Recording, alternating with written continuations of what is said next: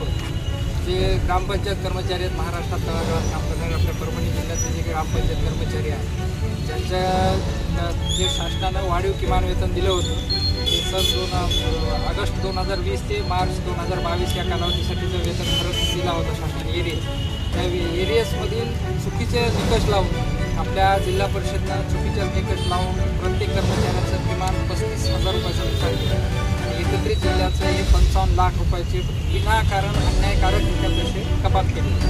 हे पैसे कपात केले तर आहेतच, याशिवाय आमच्या ज्या विविध मागण्या सन जून 2021 पासून काही कर्मचाऱ्यांचं वेतन मिळालं नाही, काही कर्मचाऱ्यांचं एप्रिल मे जून जुलै 2024चं वेतन मिळालं आहे आणि दरवेळेस प्रत्येक कर्मचाऱ्याला ग्रामपंचायत कर्मचाऱ्यांना शासन वेळेवर वेतन देत नाही। 31 तारीख 6 महिने वेतन होतं।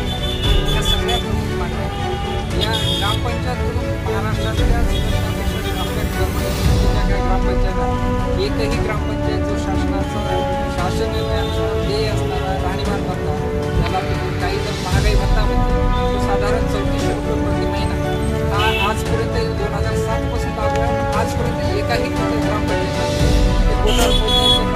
मिळालेला या ठिकाणी जर कर्मचारी भांडत असेल, सक्षम असेल तर देतात या गोष्टी ज्या ग्रामपंचायतीच्या भविष्य निर्वाह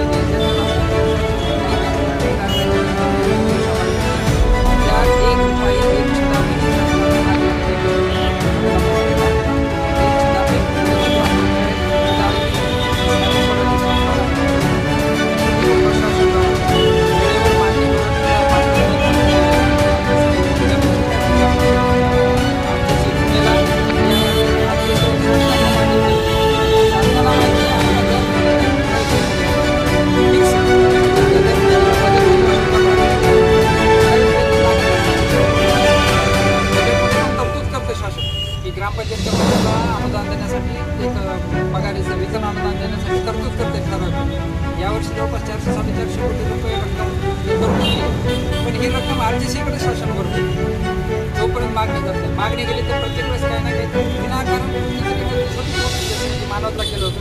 तिथं आम्हाला आश्वासन दिलं, एक समिती स्थापन केली आपल्या एरियाच्या फरकाबाबत। ती समिती स्थापन केली, त्या समितीनं अहवाल दिला मेमध्ये 15 मेच्या नंतर एप्रिलच्या नंतर त्यांनी अहवाल दिल्याच्या नंतर जूनमध्ये पंचायत समितीनं मागणी पाठवली आहे। निधी ते पडून आहे जिल्हा परिषदच्या अर्थ विभागात, तरीसुद्धा आजपर्यंत आम्हाला यांनी निधी दिला नाही।